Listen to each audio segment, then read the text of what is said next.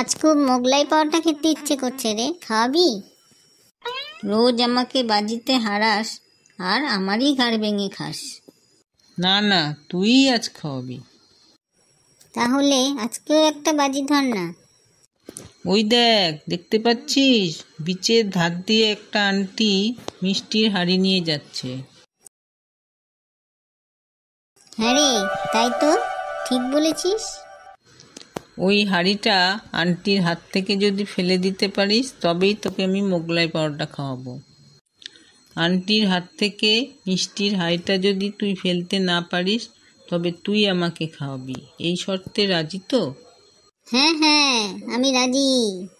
যাক, মনে হয় তোকে অনেক দিন পরে হারাতে পারবো।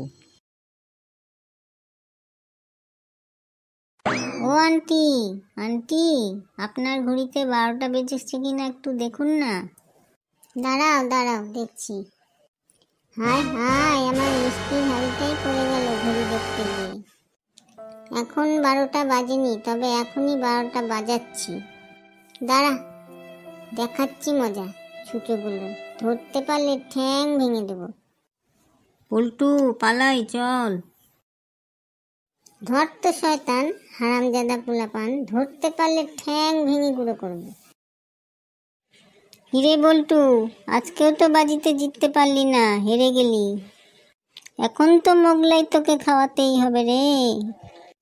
কি করব আর, কথা যখন দিয়েছি খাওয়াতে তো হবেই।